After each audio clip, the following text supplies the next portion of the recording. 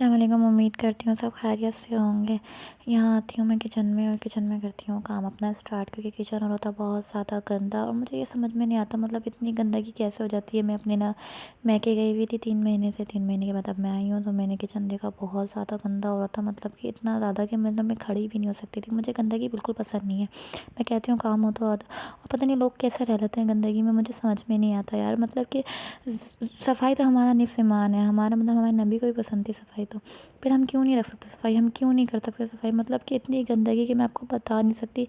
मैंने एक-एक चीज़ को एक-एक चीज़ को एक-एक दीवार को अच्छी तरीके से रगड़ा था तो सब कुछ हो करा साफ़ सुथरा, क्योंकि आज मेरी बेबी की बिल्कुल तबीयत ठीक थी, बिल्कुल सही थे बेबी।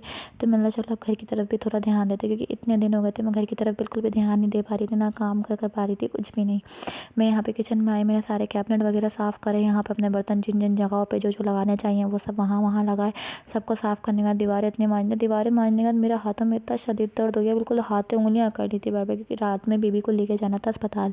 फिर बेबी को अस्पताल ले गई, ड्रिप लगवाई, क्योंकि उसकी लास्ट डोज़ रह गई थी। लास्ट डोज़ लगाने के बाद जल्द से जल्द मैंने अपना काम ख़त्म करने की करा। फिर मैंने जल्दी-जल्दी दीवारें रगड़ी, मतलब बर्तन धोने के बाद दीवारें जब रगड़ी ना तो फिर मुझे एक ही ख़्याल आ रहा सिर्फ़ कि मैं रिश्तेदार हैं उनको रगड़ दे बेटा, क्योंकि मेरे हाथ में बिल्कुल भी बहुत शदीद दर्द हो रहा था। तो इसलिए मैंने बोला किसी को याद करके इधर करना पड़ेगा, अपना गुस्सा उतारना पड़ेगा कहीं न कहीं, क्योंकि मुझे बहुत देख कर बहुत गुस्सा आ रहा था ना किचन को गंदे इस तरह रगड़ा कि जैसे रिश्तेदारों के मुँह रगड़ लूँ जब वो बुरी बात करते हैं। यार मैं पता है ख़ानदान की सबसे बिगड़ी हुई लड़की हूँ।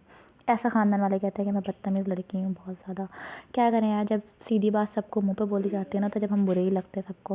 बहरहाल छोड़ो यहाँ पे, अब हम क्या करते हैं आगे चलते हैं। हाँ, आगे चल के हमने चूल्हे-वूल्हे साफ़ करे, मतलब आप खुद देखने वाले हो कितनी गंदगी हो रही थी यार। मुझे समझ में नहीं आ रहा था, ये इतने शॉर्ट्स में ले भी नहीं पाई थी, इतनी वीडियोज़ बना नहीं पाई थी मैं।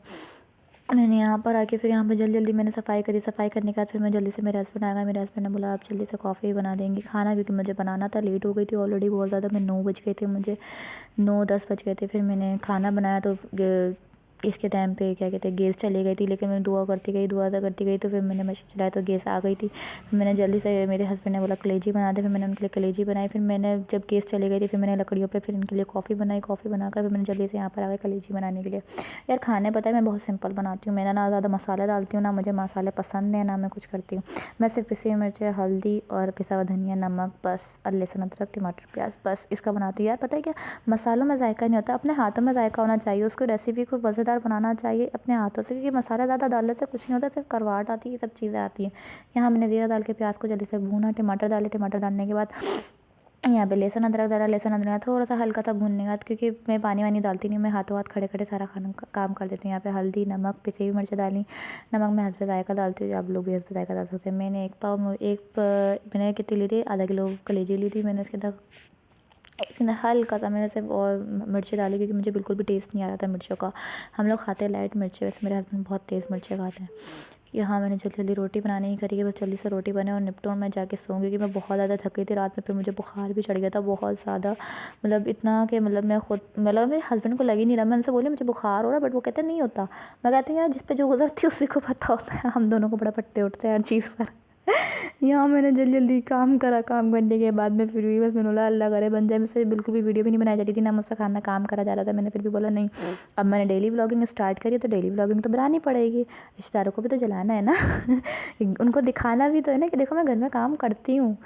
यार मैं अच्छी बच्ची हूँ यार, ऐसी बात नहीं है मैं काम नहीं करती, मैं काम भी करती हूँ। बट मैं पता है बच्ची की वजह से थोड़ा पीछे हो जाती हूँ, क्योंकि मैं कहती हूँ बच्चा है तो सब कुछ, इसके अलावा और कुछ भी नहीं है।